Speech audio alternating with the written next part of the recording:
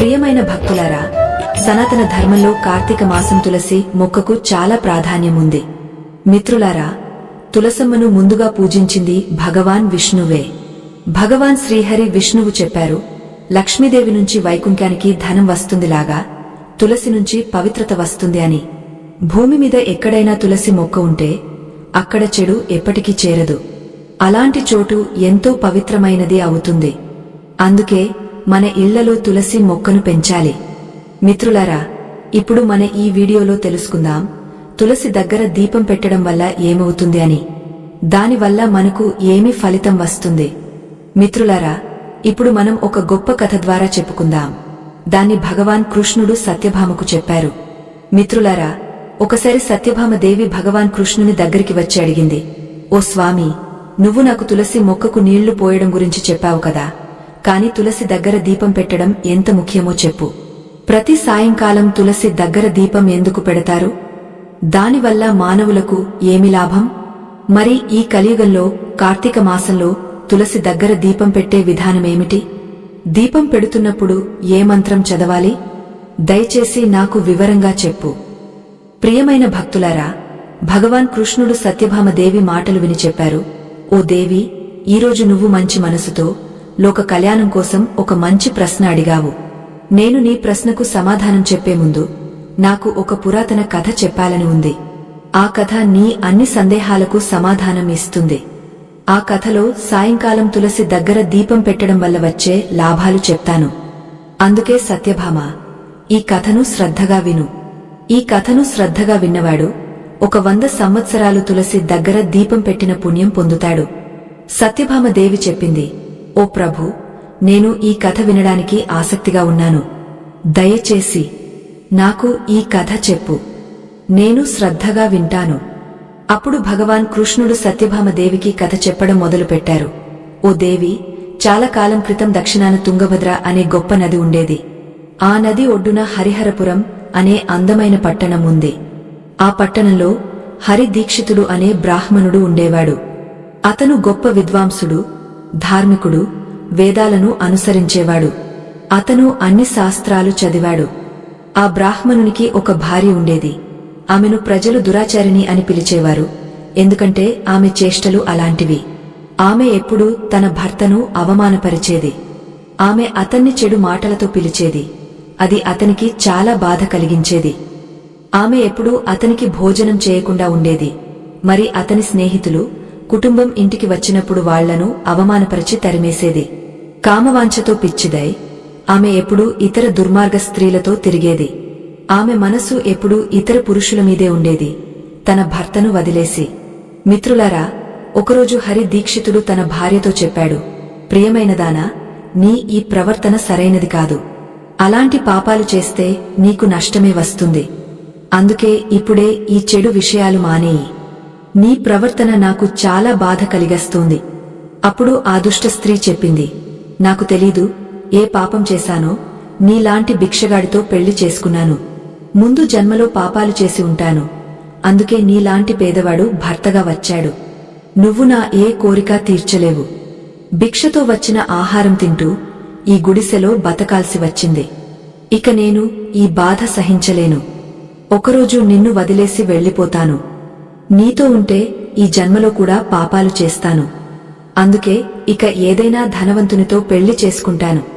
హరి దీక్షితుడు తన భార్యతో చెప్పాడు, ప్రియమైనదానా, అలాంటి చెడు మాటలు మాట్లాడకు. భర్తను వదిలేసి మరొకడి దగ్గరికి వెళ్లాలనే ఆలోచన మనసు నుంచి తీసేయి.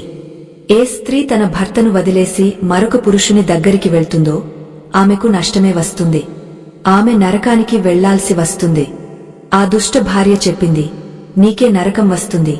ఎందుకంటే నువ్వు ఏ పని చేయవు. భిక్ష మాత్రమే తింటావు. నాకు మిగిలినవి తినిపిస్తావు.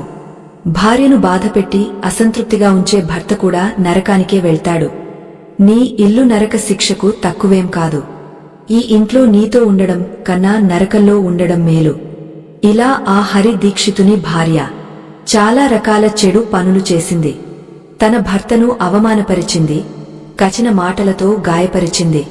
ప్రియమైన భక్తులారా, శ్రీకృష్ణుడు చెప్పారు, ఓ దేవి, ఏ స్త్రీ తన భర్తను అగౌరవపరుస్తుందో ఆమె తన ఇంటికి దురదృష్టం తెస్తుంది.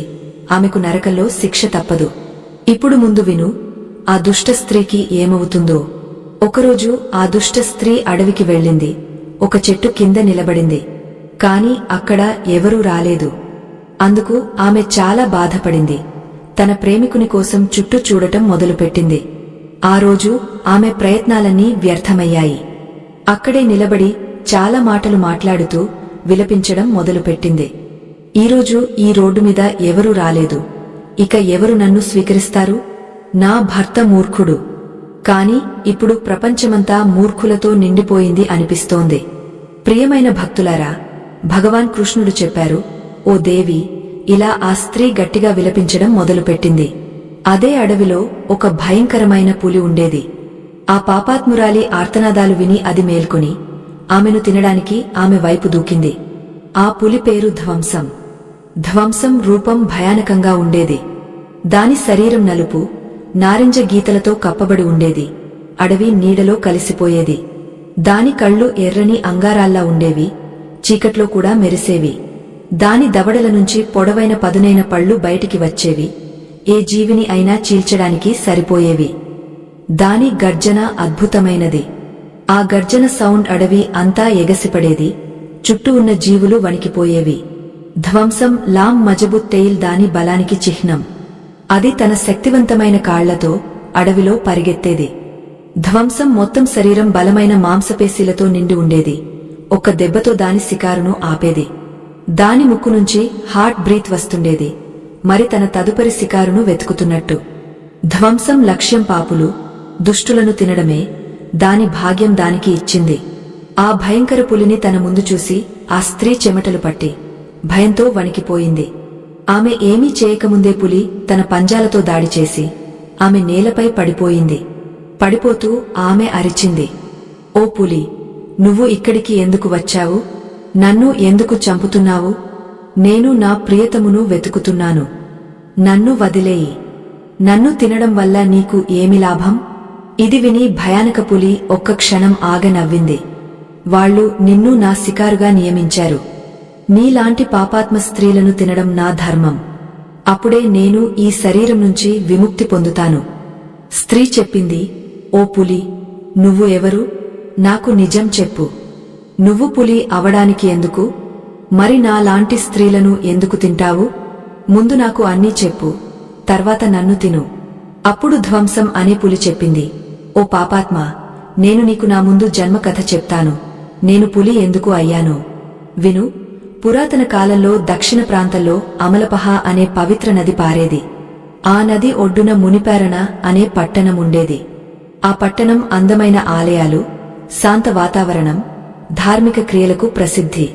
అక్కడ ఒక బ్రాహ్మణ కుటుంబం ఉండేది. నేను ఆ కుటుంబంలో పుట్టాను.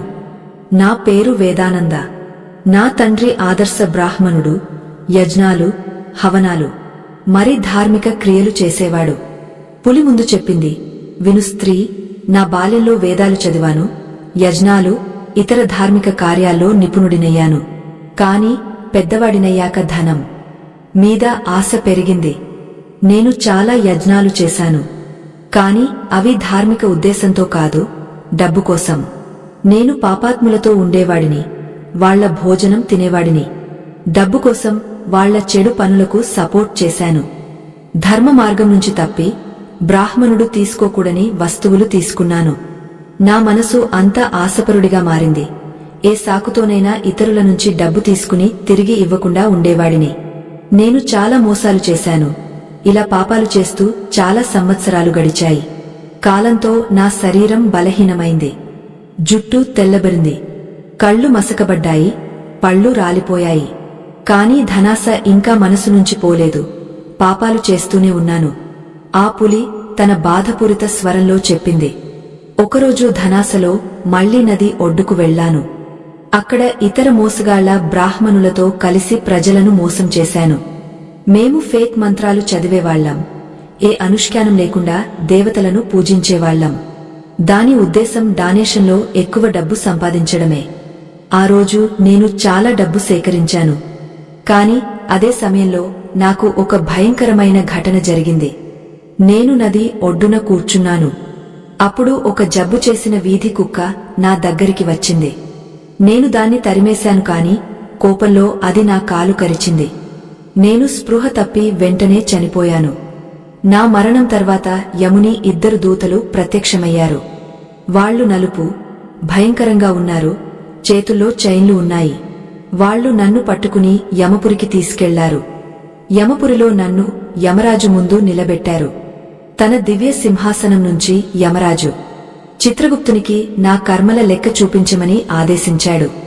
చిత్రగుప్తు గంభీర స్వరంలో చెప్పాడు, ఓ ధర్మరాజా, ఈ వేదానంద అనే బ్రాహ్మణుడు తన జీవితంలో గంభీర పాపాలు చేశాడు. ధర్మం పేరుతో ప్రజలను మోసం చేశాడు. ఫేక్ మంత్రాలు వాడి యజ్ఞాలు చేసి భగవాన్ను అవమానపరిచాడు.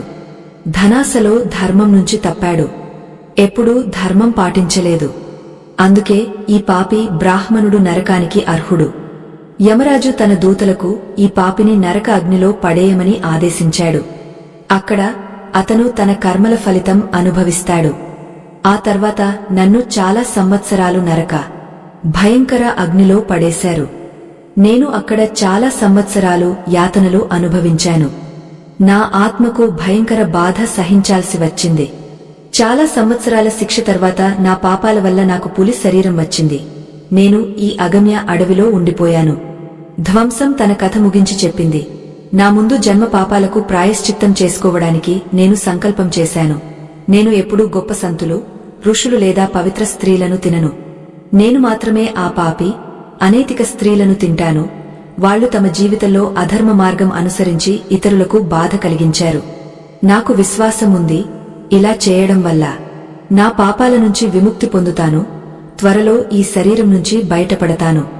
శ్రీకృష్ణుడు చెప్పారు, ఓ దేవి, ఇలా పులి తన ముందు జన్మకథ చెప్పి స్త్రీతో చెప్పింది, ఓ పాపాత్మ, నీ ప్రవర్తన నిన్ను అనైతికంగా చూపిస్తోంది. నువ్వు నీ భర్తను వదిలేసి ఈ అడవికి వచ్చావు. అందుకే ఈరోజు నువ్వు నా శికారు అవుతావు.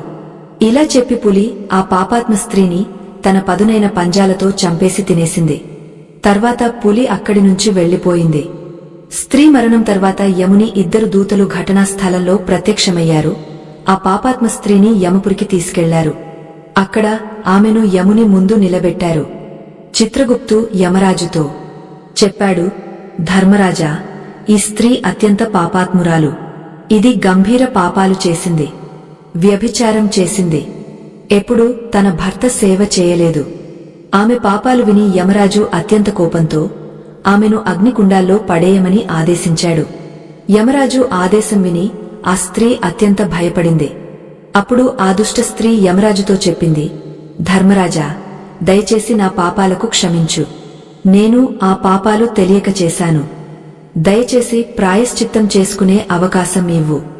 యమరాజు చెప్పాడు, ఓ స్త్రీ, నువ్వు చేసిన పాపాలు నిందార్హమైనవి. నీ పాపాలకు ప్రాయశ్చిత్తం లేదు. ఏ స్త్రీ తన భర్తను వదిలేస్తుందో ఆమెకు నరకం తప్పదు. ఇప్పుడు నీకు నరక యాతనలు అనుభవించాలి. యమరాజు తన దూతలతో చెప్పాడు, ఓ దూతలారా, ఈ పాపాత్మ స్త్రీని తీసుకెళ్లి ఒక భయంకర నరకంలో పడేయండి. ఆమెకు అది అర్హత.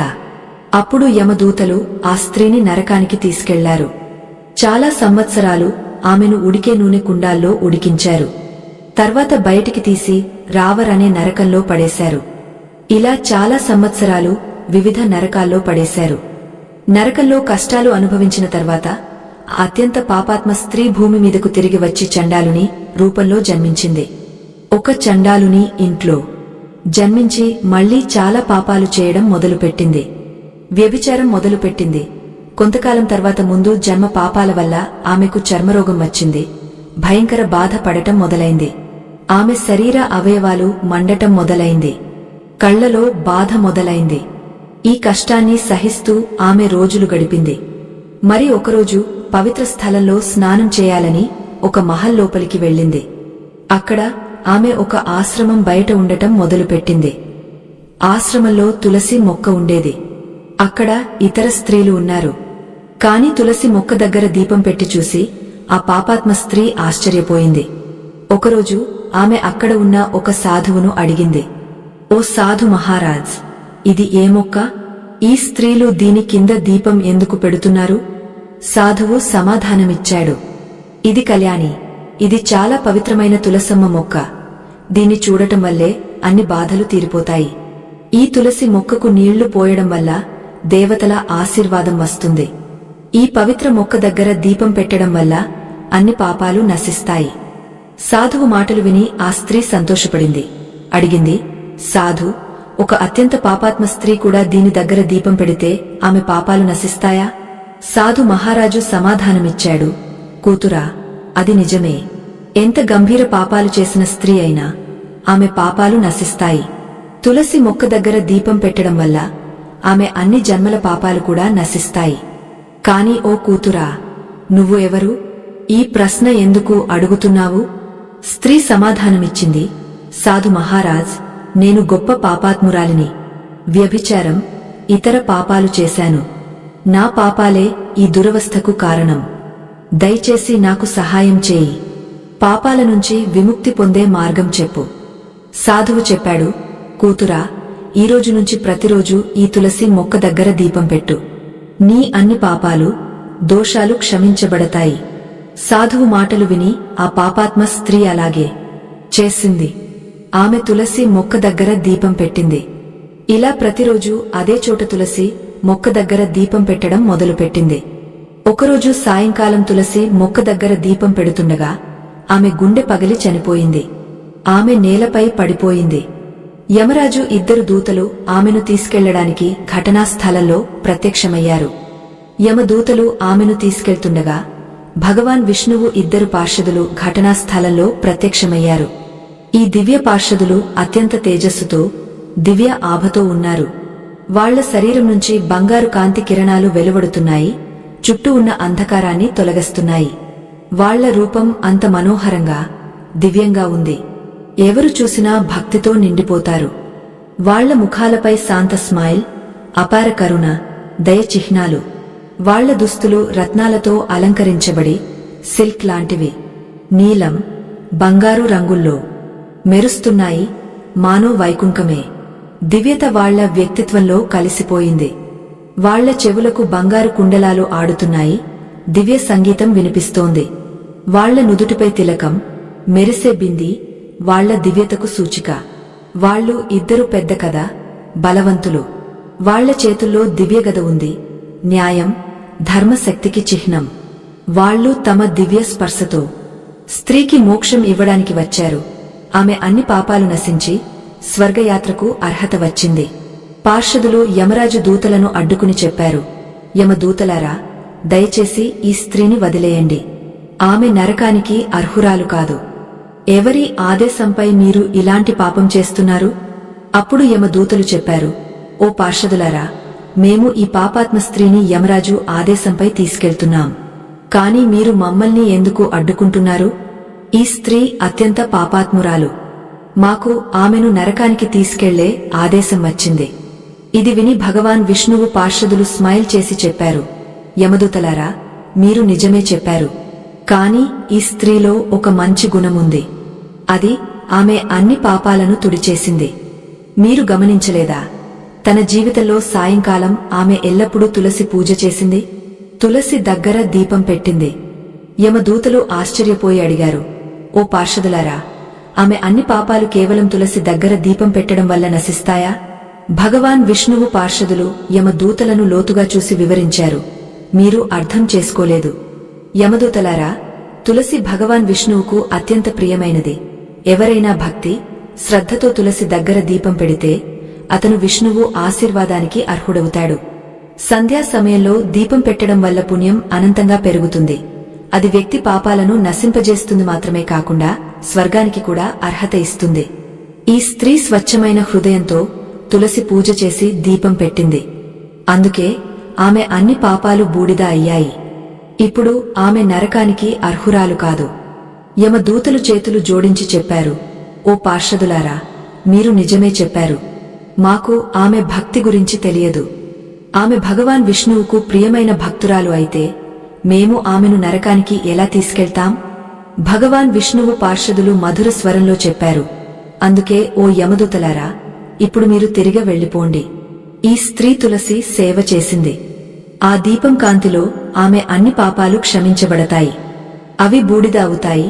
ఇప్పుడు ఆమెను విష్ణులోకానికి తీసుకెళ్తాం, అక్కడ ఆమెను స్వాగతిస్తారు.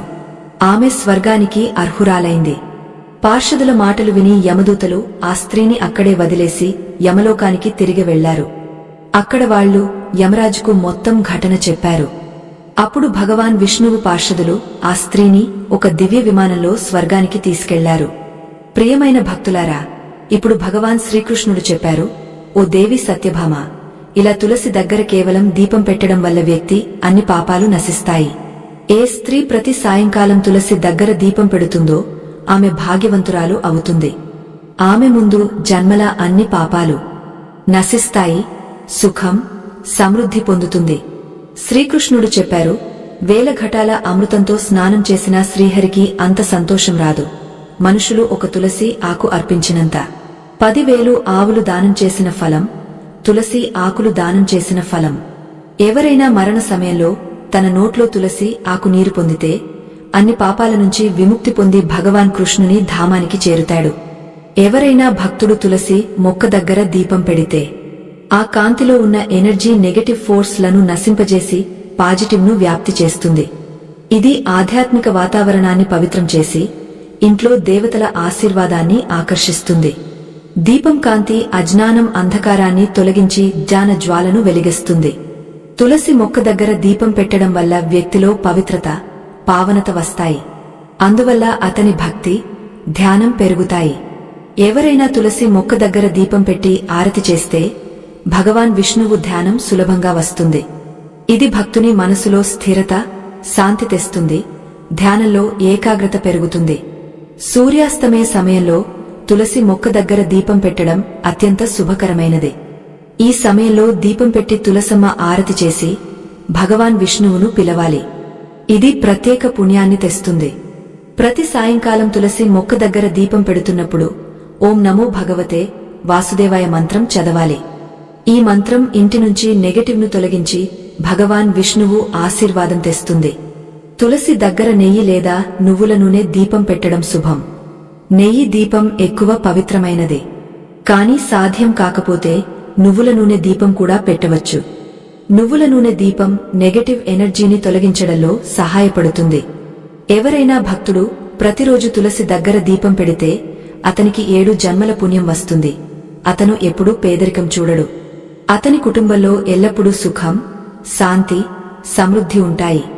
ధార్మిక గ్రంథాల్లో చెప్పారు, తులసి దగ్గర దీపం పెట్టడం వల్ల పితృదోషం, గ్రహదోషం, కాలసర్ప దోషం లాంటి బాధలు తొలగిపోతాయి. ఈ ఉపాయం ఇంట్లో నెగటివ్ ఎనర్జీని నశింపజేసి పాజిటివ్ ఎనర్జీ తెస్తుంది. తులసి దగ్గర దీపం పెట్టడం వల్ల ఆత్మ పవిత్రమవుతుంది. చాలా జన్మల పాపాలు నశిస్తాయి. దానివల్ల ఆత్మకు శాంతి వస్తుంది, మోక్షం పొందుతుంది. ఇంకా చెప్పారు, ఎవరైనా జీవిత చివరి రోజుల్లో తులసి దగ్గర దీపం పెట్టి భగవాను స్మరిస్తే మరణం తర్వాత యమ దూతల భయం ఉండదు. సూటిగా భగవాన్ ధామానికి చేరుతాడు. తులసి దగ్గర దీపం పెట్టడం వల్ల దేవి లక్ష్మీ ఆశీర్వాదం వస్తుంది. అది సురక్షిత ఆర్థిక స్థితి, సమృద్ధి ఇస్తుంది. మిత్రులారా, ఇలా భగవాన్ కృష్ణుడు తులసి మొక్క దగ్గర దీపం పెట్టడం మహత్యం వివరించాడు. మిత్రులారా, హిందూ ధర్మంలో తులసి మొక్కను చాలా పవిత్రమైనదిగా భావిస్తారు. భగవాన్ విష్ణువు, లక్ష్మి ఈ మొక్కలో నివాసముంటారు. భగవాన్ విష్ణువు తులసి ఆకులు లేకుండా ఏ భోగము స్వీకరించరు.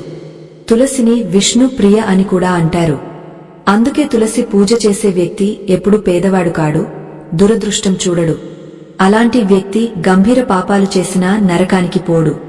మిత్రులారా, ఈ కథ విన్న తర్వాత సత్యభామదేవి మళ్లీ భగవాన్ శ్రీకృష్ణును అడిగింది, ఓ ప్రభు, నువ్వు 3 లోకాల స్వామివి.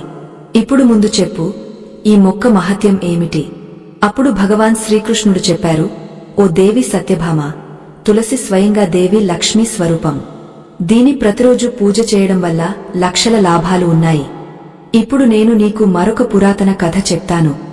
ఈ కథ ద్వారా నీ అన్ని ప్రశ్నలకు సమాధానాలు వస్తాయి. అందుకే ఈ కథను శ్రద్ధగా విను. భగవాన్ కృష్ణుడు చెప్పారు, ఓ దేవి, ఎవరైనా మనిషి ఈ కథ వింటే చాలా పుణ్యం వస్తుంది. సత్యభామ దేవి చెప్పింది, ఓ ప్రభు, నేను ఈ కథ వినాలని కోరుకుంటున్నాను. దయచేసి చెప్పు, నేను పూర్తి శ్రద్ధతో వింటాను. అప్పుడు భగవాన్ కృష్ణుడు దేవి సత్యభామకు తులసి మొక్క మహిమ కథ చెప్పారు. ఓ దేవి సత్యభామ, దీని గురించి మరొక పురాతన కథ ఉంది. అది చాలా శుభకరమైనది, పుణ్యకరమైనది. చాలా కాలం క్రితం మధ్య దేశంలో అవంతిపురి అనే అందమైన పట్టణం ఉండేది. అవంతిపురిలో ధనేశ్వరుడు అనే బ్రాహ్మణుడు జన్మించాడు. కాని ఆ బ్రాహ్మణుడు కేవలం పేరుకు, జాతికి మాత్రమే సరిపోయేవాడు. అతను తన జాతి గుణాలు, ధర్మాల నుంచి పూర్తిగా తప్పిపోయాడు. అతను పేరుకు బ్రాహ్మణుడే కాని అతని కర్మలు, ఆలోచనలు లోతుగా భ్రష్టంగా ఉన్నాయి. ధనేశ్వరుని ప్రధాన వృత్తి దుప్పట్లు, చర్మం వ్యాపారం. అప్పటి కాలంలో బ్రాహ్మణునికి అనుచితమైనది, అపవిత్రమైనది. అతను తన వ్యాపారాన్ని నిజాయితీగా చేయడు. ప్రతి లావాదేవీలో మోసం చేసేవాడు. అతని ప్రవర్తన సింపుల్గా ఉండేది. అబద్ధాలు చెప్పడం అతనికి సులభమైపోయింది. ధనేశ్వరుడు అబద్ధాలు, మోసాలతో సంపాదించిన డబ్బును మరిన్ని పాప కార్యాల్లో ఖర్చు చేసేవాడు. అతను ఎప్పుడూ శాస్త్రాలు చదవలేదు, ధార్మిక కార్యాల్లో ఆసక్తి చూపలేదు, పూజల్లో ఆసక్తి లేదు. అతని జీవిత లక్ష్యం డబ్బు సంపాదించడం, సంసారిక కోరికలు తీర్చుకోవడమే. రాత్రి పడినప్పుడు ధనేశ్వరుని వేరే ముఖం బయటపడేది. అతని ఆత్మ పాపాలతో నిండిపోయింది. ఏ పుణ్యకర్మకు అవసరం లేదని అనుకునేవాడు. అతను తన జీవితంలో ఎప్పుడూ భగవాన్ విష్ణువు పేరు తలచలేదు, ఏ దేవత పూజ చేయలేదు. అతని హృదయం అంత కఠినమై, అహంకారంతో నిండిపోయింది. భగవాన్ కృప అవసరం లేదని అనుకునేవాడు. అతని పాపపూరిత రోజువారీ స్వార్థం, ఆశతో నిండిపోయింది. అతను రోజు ఇతరుల ధనం, సంపదలపై కన్ను వేసేవాడు, వాటిని దోచుకునే ప్లాన్లు వేసేవాడు. ఇతరుల సుఖదుఃఖాలకు అతనికి పట్టింపు లేదు. అతని ప్రాధాన్యం తన కోరికలు తీర్చుకోవడమే. అతను దొంగతనాలు చేశాడు. మరి అది తన ఆశలు తీర్చుకోవడానికి వాడాడు. తన ఆనందం, విలాసం కోసం అనేక పాపాలు చేశాడు. ధనేశ్వరుని మనసు పాపంలో మునిగిపోయింది. కాని వ్యాపారం, ధనాశ వల్ల కొత్త చోట్లకు వెళ్లేవాడు. ఒకరోజు వ్యాపారం కోసం మహిష్మతి చేరుకున్నాడు. ఆ పట్టణం సమృద్ధి, పవిత్రతకు ప్రసిద్ధి. మహిష్మతి దగ్గర నర్మదా నది పారుతుంది. దాని పవిత్రత, పావనత దూరదూరాన ప్రసిద్ధి. ఆ నదిలో స్నానం చేస్తే అన్ని పాపాలు తొలగిపోతాయని చెప్పేవారు.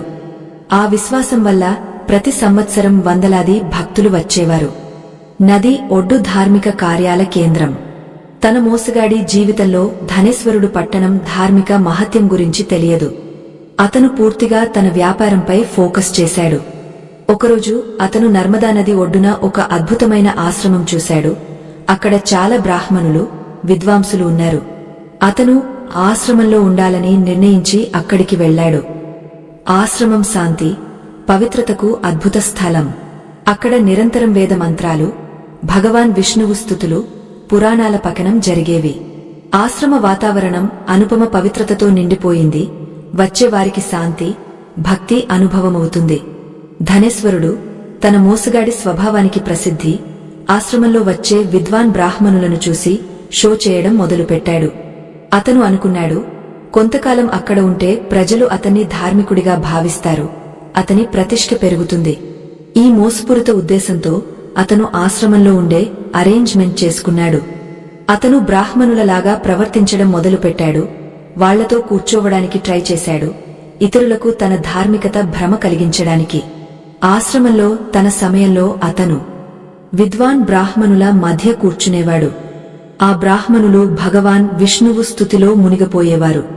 వేదాలు, పురాణాలు చదివేటప్పుడు ప్రతిసారి విష్ణువు పేరు గంటలు మోగేవి.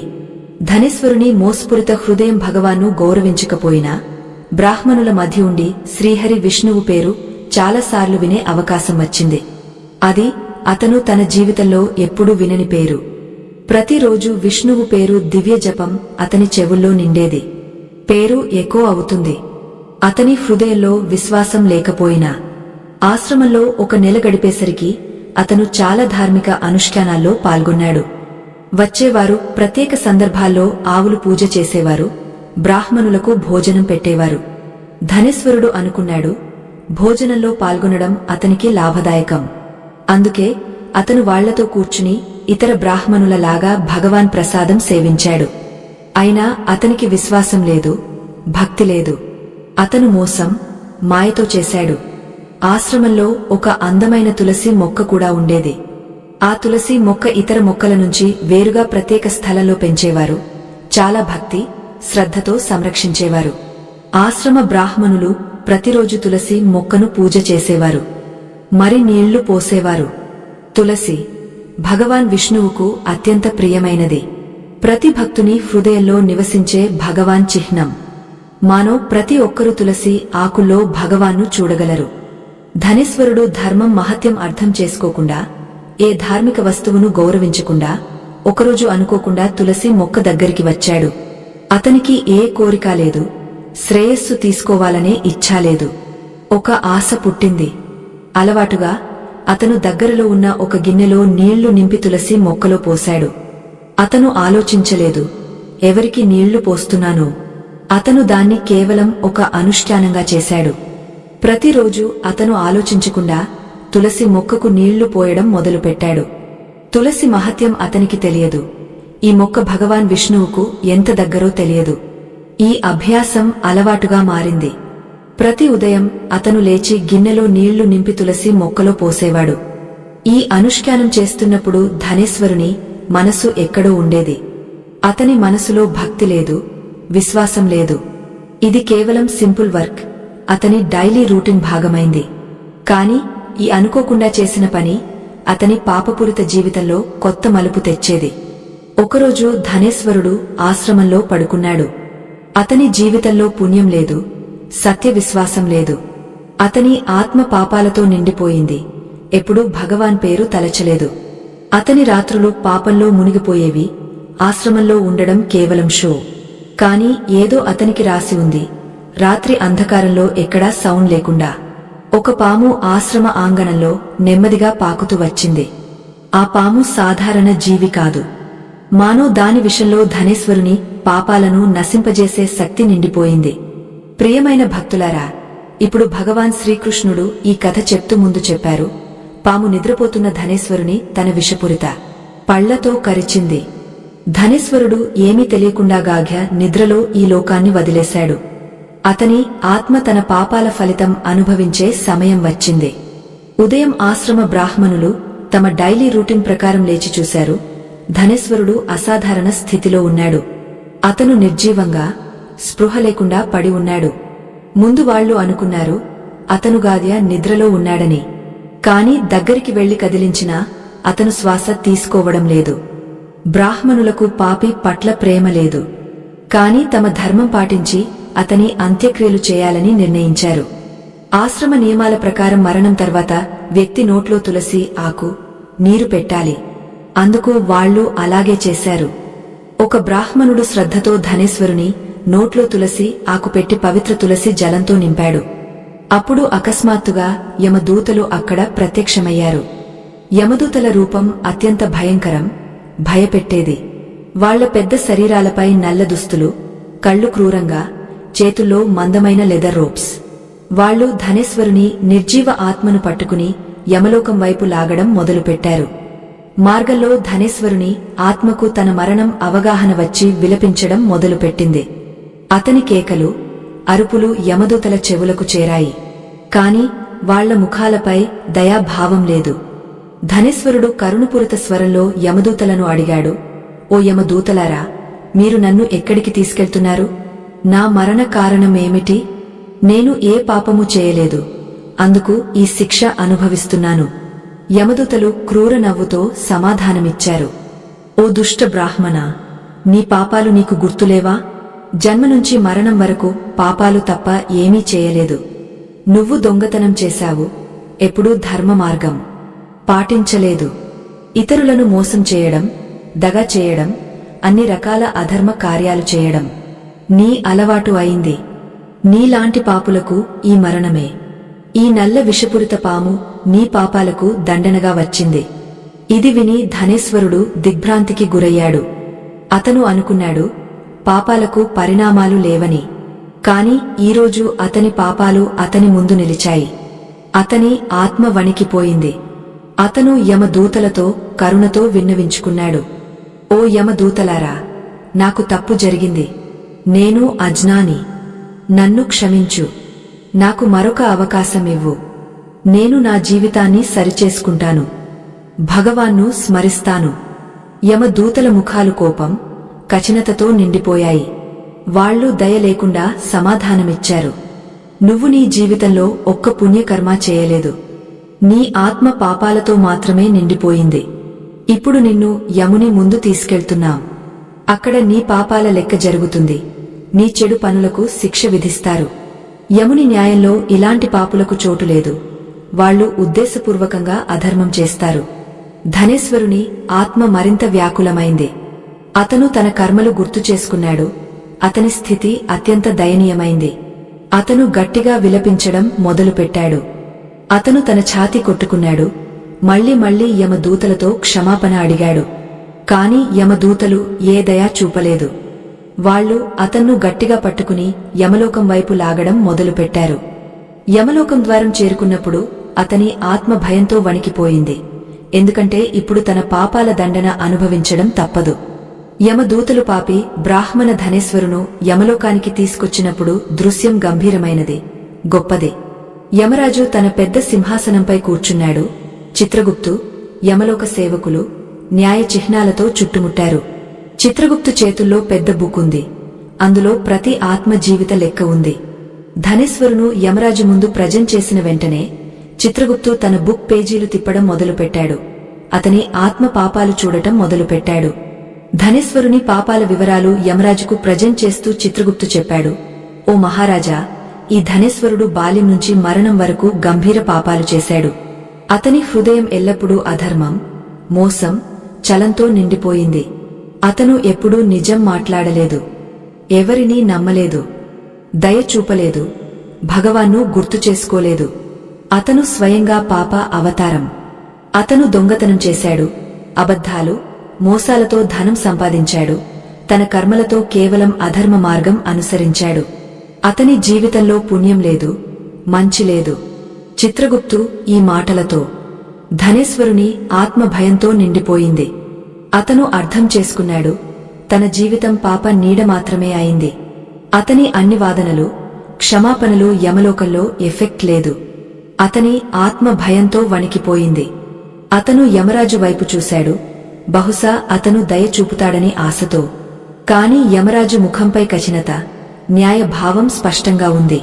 యమరాజు తన లోతైన స్వరంలో చెప్పాడు, ఓ దూతలారా, ఈ మోసగాడు, దుష్టప్రాణి అనే బ్రాహ్మణుడు తన జన్మ నుంచి మరణం వరకు పాపాలు మాత్రమే చేశాడు. అతనికి ధర్మ గౌరవం లేదు, భగవాన్పై విశ్వాసం లేదు. అలాంటి పాపి ప్రాణిని ఇప్పుడు శిక్షించాలి.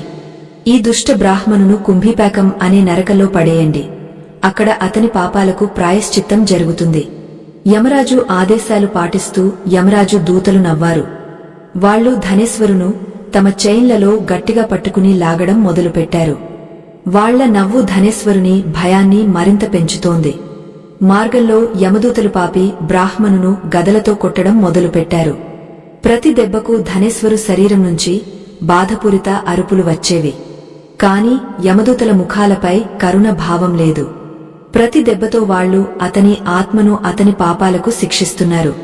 వాళ్లు అతన్ను కుంభీపాకం అనే భయంకర నరకానికి తీసుకెళ్లారు.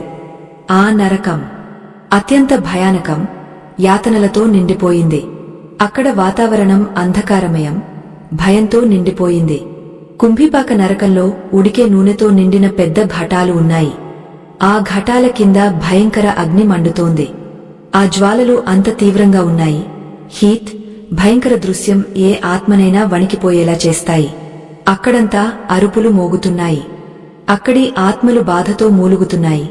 దయకోసం భిక్ష అడుగుతున్నాయి. కాని వాటి అరుపులు వినేవారు లేరు. ఇక్కడ ట్రంకేటెడ్ పార్ట్ ఉంది, కాని కథ భావం ప్రకారం పూర్తి చేస్తాను. అక్కడి అధికారులు పాపులను వారి పాపాలకు అనుగుణంగా యాతనలు ఇస్తున్నారు. ధనేశ్వరుని ఆత్మను కూడా అక్కడ పడేసి అతను భయంకర యాతనలు అనుభవిస్తున్నాడు. కాని అకస్మాత్తుగా నరక అగ్ని చల్లబడింది. అది ఒక అద్భుత ఘటన. యమదూతలు యమరాజుకు చెప్పారు, యమరాజు, ఇది ఎప్పుడూ జరగని సంఘటన. మేము ఆశ్చర్యపోయాం. ఈ ఘటన నుంచి చాలా ఆశ్చర్యమవుతోంది. ఇది విని యమరాజు తన కత్తి కింద పెట్టి, శుభ సమయంలో వస్తారు. మీ రాకకు స్వాగతం. దయచేసి కూర్చోండి. నారదుడు ముస్కురించి తన వినమ్ర అభివాదన చేశాడు. అప్పుడు యమరాజు చెప్పాడు, దేవర్షి, మీ రాకతో యమలోకంలో ప్రత్యేక సౌమ్యత వచ్చింది. ఈరోజు మీ రాకతో మా వింత సమస్యకు సమాధానం దొరుకుతుంది.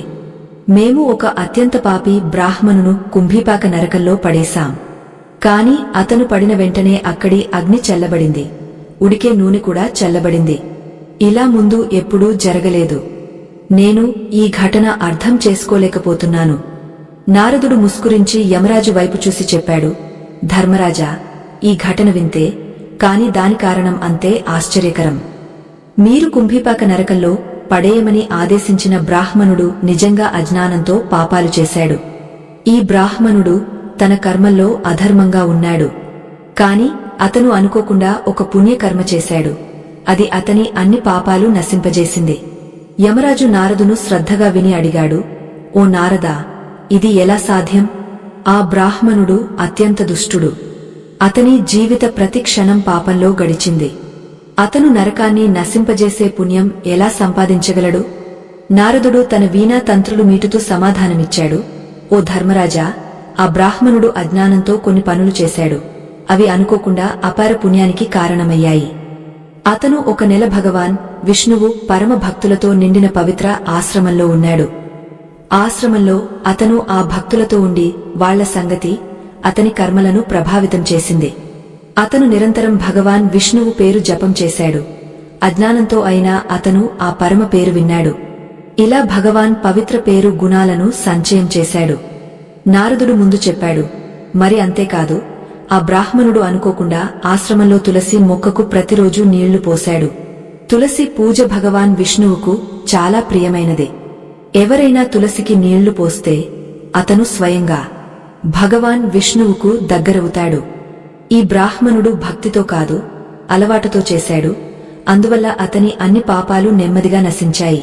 తులసి మహత్యం, విష్ణువు పేరు ప్రభావం అంత గొప్పది. ఈ బ్రాహ్మణుడు ఇప్పుడు నరకానికి అర్హుడు కాడు. ఇది విని యమరాజు గంభీరంగా తల ఊపాడు. చెప్పాడు, ఓ ఋషి, మీ మాటలు నా కళ్ళు తెరిచాయి. ఇది నిజంగా అద్భుతం. భగవాన్ పేరు, తులసి సేవ ఒక పాపిని కూడా పాపాల నుంచి విముక్తి చేయగలవు. ఈ బ్రాహ్మణుడు అనుకోకుండా ఈ పుణ్యం సంపాదించాడు. ఇప్పుడు నిజంగా నరకానికి అర్హుడు కాడు. మీరు మాకు ఈ సత్యం సరైన సమయంలో చెప్పారు. నారదుడు సంతోషంగా చెప్పాడు, ధర్మరాజా, అలాంటి పుణ్యకర్మలు అనుకోకుండా చేసినా పెద్ద ప్రభావం చూపుతాయి. అందుకే నేను చెప్పాను. ఈ బ్రాహ్మణునికి నరకం చూడడం సరిపోతుంది. ఎందుకంటే అతను తన పాపాల భయంకరతను అర్థం చేసుకోవాలి. అతను ఇప్పుడు విష్ణు లోకానికి అర్హుడు. యమరాజు తన దూతల వైపు చూసి ఆదేశించాడు, ఓ దూతలారా, ఈ బ్రాహ్మణును కుంభీపాక నరకం నుంచి బయటికి తీసుకురండి. అతనికి అన్ని నరకాలు చూపించండి. ప్రతి నరకం చూపించి తన పాపాలను అనుభవించేలా చేయండి. తన చెడు కర్మల భయంకర పరిణామాలను అర్థం చేసుకునేలా చేయండి. యమరాజు దూతలు వెంటనే యమరాజు ఆదేశాలు పాటించారు. వాళ్లు ధనేశ్వరును కుంభీపాక నరకం నుంచి బయటికి తీసుకుని అన్ని నరకాలు చూపించారు. ధనేశ్వరుడు ప్రతి నరక దృశ్యాలు చూశాడు. అక్కడ ఆత్మలు తమ పాపాలకు దండన అనుభవిస్తున్నాయి. అతని హృదయంలో భయం, పశ్చాత్తాపం పెరిగాయి. అతనికి తన జీవిత పాపాల గురించి ఎహసాస్ వచ్చింది. అతను అర్థం చేసుకున్నాడు, తన చేసిన పాపాలు అతన్ని భయంకర బాధకు గురి చేయగలవు. కాని భగవాన్ విష్ణువు పేరు, తులసి ప్రభావం అతన్ని ఈ దండన నుంచి విముక్తి చేశాయి. యమరాజు దూతలు అతన్ను విష్ణులోకానికి పంపారు. అక్కడ భగవాన్ విష్ణువును చూడడానికి అతని మార్గం తెరుచుకుంది. ధనేశ్వరుని ఆత్మ ఇప్పుడు పవిత్రం, శుభ్రం. అతను ఇది ముందే చేశాడు. భగవాన్ ఆశీర్వాదం పొందాడు. భగవాన్ శ్రీకృష్ణుడు చెప్పారు, ఓ దేవి సత్యభామ, ఇలా యమదూతలు ఆ బ్రాహ్మణును అన్ని మనుషులకు చూపించి యక్షలోకానికి తీసుకెళ్లారు. తర్వాత ఆ బ్రాహ్మణుడు యక్షుడిగా మారాడు. శ్రీకృష్ణుడు చెప్పారు, ఓ దేవి, మొక్క పేరు తులసి, మాసం పేరు కార్తీకం. మొక్కలో తులసి నాకు ప్రియమైనది. కార్తీక మాసంలో ఏకాదశి తిథి ఉంది. క్షేత్రాల్లో ద్వారక నాకు ప్రియమైనది. అందుకే ఎవరు ప్రతిరోజు తులసి పూజ చేస్తాడో, తులసికి నీళ్లు పోస్తాడో అతను నాకు అత్యంత ప్రియుడు. అతను ఎప్పుడూ దురదృష్టం చూడడు. అతను ఎప్పుడూ నరకంలో పడడు. ఆ ఇళ్లలో తులసి మొక్క ఎల్లప్పుడూ పచ్చగా ఉంటుంది. దానివల్ల ఇంట్లో సుఖం, శాంతి, సమృద్ధి వస్తాయి. భగవాన్ విష్ణువు పూజ. అతనికి చేసే భోగంలో తులసి ఆకులు తప్పకుండా ఉండాలి. ఎందుకంటే భగవాన్ విష్ణువు తులసి ఆకులు లేకుండా ఏ భోగము స్వీకరించడు. అందుకే ప్రతి ఇంట్లో తులసి మొక్క తప్పకుండా ఉండాలి. మీ ఇంట్లో తులసి ఉంటే సుఖం, శాంతి, సమృద్ధి కోసం తులసికి చున్నీ తప్పకుండా సమర్పించాలి. ఎల్లప్పుడూ గుర్తుంచుకో, తులసి పూజ చున్నీ లేకుండా అసంపూర్ణం. తులసి కేవలం మొక్క కాదు, ఒక దేవి, భగవాన్ విష్ణువు భార్య. అందుకే తులసికి చున్నీ తప్పకుండా సమర్పించాలి. దానివల్ల భర్త, భార్య మధ్య ప్రేమ, విశ్వాసం పెరుగుతాయి. ఇంట్లో ఉన్న స్త్రీలు ఎల్లప్పుడూ వివాహితలుగా, భాగ్యవంతులుగా ఉంటారు. తులసి వివాహం కూడా చేయాలి. ఇది వ్యక్తి అన్ని దుఃఖాలు తీర్చి సుఖమైన సంసార జీవితానికి తీసుకెళ్తుంది. తులసి మొక్క దగ్గర చెడు మాటలు మాట్లాడకూడదు. అక్కడ బూట్లు, చెప్పులు లేదా చీపురు మరచి కూడా పెట్టకూడదు. అది పాపం. తులసి మొక్క దగ్గర ఉమ్మడం పెద్ద విపత్తుకు కారణమవుతుంది. దీపం పెట్టిన తర్వాత నీళ్లు నిండిన గిన్నె కూడా తులసి మొక్క దగ్గర పెట్టకూడదు. ఎందుకంటే తులసి మొక్క కింద ఆరిపోయిన దీపం పెట్టడం అశుభం. తులసి మొక్క ఉన్న చోటు ఎల్లప్పుడూ శుభ్రంగా ఉంచాలి. అందుకే తులసి మొక్క దగ్గర రెగ్యులర్గా క్లీనింగ్ చేయాలి. శివలింగం, గణేశ మూర్తులను తులసి మొక్క దగ్గర పెట్టకూడదు. తులసి గమలలో మరొక రకం మొక్క పెంచడం కూడా అశుభం. తులసి మొక్క దగ్గర బట్టలు ఆరేయకూడదు. ఎందుకంటే బట్టల నుంచి మురికి నీరు తులసి మొక్కపై పడవచ్చు. గుర్తుంచుకో, తులసి మొక్కను గోర్లతో తుంచకూడదు. అది తులసి మొక్క అవమానం. ఒకవేళ తులసి ఆకులు ఎండిపోయి రాలిపోతే వాటిని చెత్తలో వేయకూడదు. ఆకులను తులసి మొక్క మట్టిలో పూడ్చేయాలి. తులసి ఆకులు ఆదివారం తుంచకూడదు. ఇతర రోజుల్లో తులసి మొక్కకు నీళ్లు పోయకూడదు. తులసి మొక్కకు ఉదయం మరచి కూడా నీళ్లు పోయాలి. సాయంకాలం దీపం పెట్టాలి. తరచుగా స్త్రీలు స్నానం చేసిన తర్వాత వదులు జుట్టుతో తులసి మొక్కకు నీళ్లు పోస్తారు. అలా చేయడం తప్పు. స్త్రీలు ఎల్లప్పుడూ జుట్టు బంధించి నుదుటిపై సింధూరం పెట్టుకుని తులసి మొక్కకు నీళ్లు పోయాలి. ఇది ఇంట్లో తులసి ఆశీర్వాదాన్ని నిర్ధారిస్తుంది. తులసి మొక్క పెంచేటప్పుడు మురికి మట్టి వాడకూడదు. తులసి మొక్కకు శ్మశానం లేదా మురికి చోటు మట్టి వాడకూడదు. అందువల్ల తులసమ్మ కోపం వచ్చి ఎండిపోతుంది. తులసి మొక్కను మురికి చోటు పెంచకూడదు. నాలా లేదా బాత్రూం దగ్గర. తులసి మొక్కను నాలా లేదా బాత్రూం దగ్గర పెట్టకూడదు. లేకపోతే మురికి నీరు తులసి మొక్కపై పడవచ్చు. అది చాలా అశుభం. తులసి మొక్క ఇంట్లో ఎప్పుడూ ఎండిపోకూడదు. శాస్త్రాల్లో తులసి మొక్క ఎండిపోవడం అకాల మరణ సూచన అని చెప్పారు. తులసి మొక్క ఎండిపోతే ఇంటి సుఖం, సమృద్ధి తీరిపోతాయి. దేవి లక్ష్మి ఎండిన తులసిలో నివాసం చేయదు. శాస్త్రాల ప్రకారం స్త్రీలు చెప్పులు వేసుకుని తులసి మొక్కకు నీళ్లు పోయకూడదు. తులసి మొక్కకు నీళ్లు పోసేటప్పుడు నీరు మీ కాళ్లపై పడకుండా జాగ్రత్త పడండి. అది తులసి మొక్క అవమానం. భగవాన్ కృష్ణుడు చెప్పారు, తులసి ప్రతిరోజు దర్శనం చేయడం వల్ల వ్యక్తి స్వర్గం పొందుతాడు. తులసి ఆకులు సేవించడం వల్ల అన్ని పాపాలు నశిస్తాయి. తులసి మొక్క ఎల్లప్పుడూ పెంచాలి. దాన్ని ఇంటి ముందు పెంచాలి. తూర్పు లేదా ఉత్తర దిశలో పెంచడం అత్యంత శుభకరం. తులసి దగ్గర ఎడారి మొక్కలు పెట్టడం అత్యంత అశుభం. అలాంటి మొక్కలు నెగటివ్ ఎనర్జీ వదులుతాయి. శాస్త్రాల్లో చెప్పారు, ఆ మొక్కలు ఆకుపచ్చ కాయలు పండించకుండా ముళ్ళు మొలకెత్తిస్తాయి. అలాంటివి తులసి దగ్గర పెట్టకూడదు. శాస్త్రాల్లో అరటి మొక్కకు ప్రత్యేక మహత్యం చెప్పారు. తులసి దగ్గర అరటి చెట్టు పెంచడం వల్ల చాలా రెట్లు లాభం వస్తుంది. భగవాన్ విష్ణువు అరటి చెట్టులో నివాసం చేస్తాడు. దాన్ని తులసి దగ్గర పెంచడం వల్ల ఇంట్లో సుఖం, సమృద్ధి వస్తాయి. తులసి మొక్కలో శాలిగ్రామం కూడా పెట్టాలి. తులసి గమలలో శాలిగ్రామం పెట్టడం వల్ల తులసి మరిన్ని శుభ ప్రభావాలు ఇస్తుంది. శాలిగ్రామాన్ని భగవాన్ విష్ణువు నిరాకార స్వరూపంగా భావిస్తారు. అది నల్ల పాతర, యూనిక్, వాల్యువబుల్. దాన్ని తులసి గమలలో పెట్టితే మీ ఇంటి నుంచి అన్ని నెగటివ్ ఎనర్జీ నశిస్తుంది. ఇంట్లో కేవలం ఒక శాలిగ్రామం పూజ చేయాలి. పురాణాల్లో చెప్పారు, శాలిగ్రామ పూజ భగవాన్ విష్ణువు మూర్తి కన్నా మేలు. శాలిగ్రామంపై చందనం పూసి అప్పుడు రుద్దడం లాభదాయకం. ఒక తులసి ఆకు పెట్టాలి. శాలిగ్రామాన్ని ప్రతిరోజు పంచామృతంతో స్నానం చేయించాలి. ఇలా చేయడం వల్ల అన్ని జన్మల పాపాలు నశిస్తాయి. శాలిగ్రామం సాజిటివిటీ, పవిత్రతకు చిహ్నం. మిత్రులారా, ఇలా భగవాన్ శ్రీకృష్ణుడు దేవి సత్యభామకు తులసి మొక్కకు నీళ్లు పోయడం మహత్యం చెప్పాడు. ఇంట్లో తులసి మొక్క పెంచే నియమాలు చెప్పాడు. మిత్రులారా, ఇప్పుడు దేవి సత్యభామ భగవాన్ కృష్ణును తులసికి నీళ్లు పోయడం మహత్యం గురించి అడిగింది. అప్పుడు భగవాన్ కృష్ణుడు ఆమెకు దాని మహిమ చెప్పాడు. ఇప్పుడు ముందు దేవి సత్యభామ చెప్పింది, ఓ స్వామి, నువ్వు నాకు తులసికి నీళ్లు పోయడం మహత్యం చెప్పావు. కాని ఇప్పుడు నేను తెలుసుకోవాలని ఆసక్తిగా ఉన్నాను. తులసికి ఎలా నీళ్లు పోయాలి? తులసికి నీళ్లు పోయే మంచి విధానమేమిటి? మరి తులసికి నీళ్లు పోసేటప్పుడు మంత్రమేమిటి? దయచేసి ఈ అన్ని ప్రశ్నలకు సమాధానం ఇవ్వు. అప్పుడు భగవాన్ కృష్ణుడు దేవి సత్యభామతో చెప్పాడు, ప్రియమైనదానా, నేను నీకు తులసి మహిమ చెప్పినట్టు తులసికి నీళ్లు పోసేటప్పుడు చదివే మంత్రం మహత్యం కూడా చాలా ఉంది. ఈ మంత్రం కేవలం 3 పదాలది. కాని దాని ప్రభావం చాలా లాభదాయకం. ఎవరైనా వ్యక్తి ప్రతిరోజు తులసికి నీళ్లు పోసేటప్పుడు ఈ 3 పదాలను ఉచ్చరిస్తే దేవి లక్ష్మి స్వయంగా అతని ఇంట్లోకి వస్తుంది. పేదరికం తీరిపోతుంది. ధనం, సమృద్ధి వస్తాయి. ఇంతకు ముందు నేను ఆ మంత్రం షేర్ చేయడానికి ముందు నీకు ఈ తులసి మంత్రం మహత్యం చెప్తాను. ఈ మంత్రం వినడం మాత్రమే వ్యక్తి అన్ని పాపాలు నశిస్తాయి.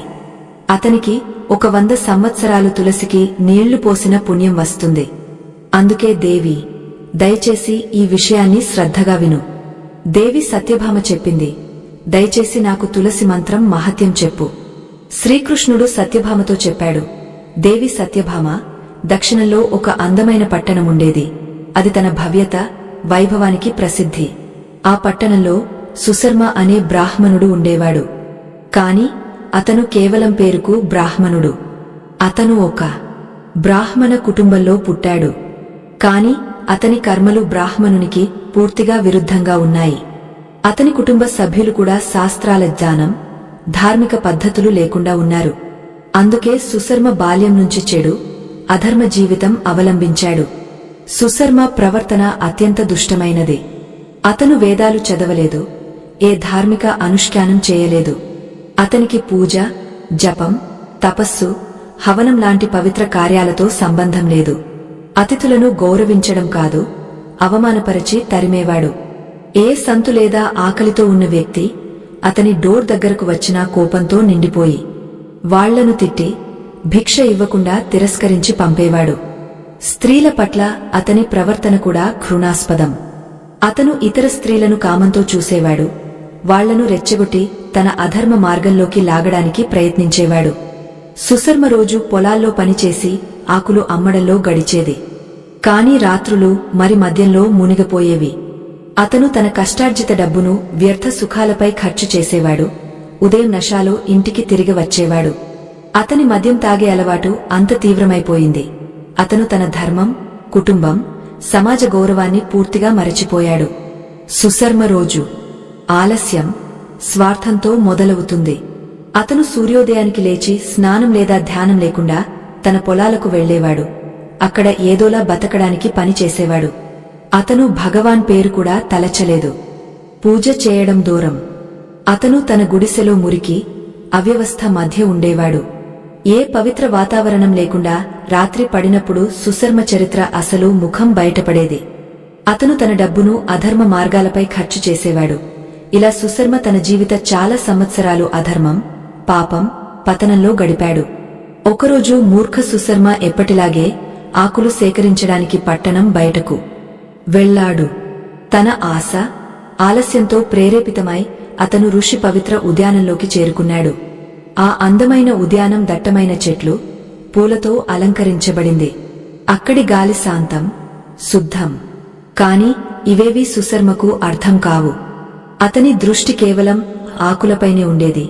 వాటిని డబ్బు సంపాదించడానికి అమ్మవచ్చు.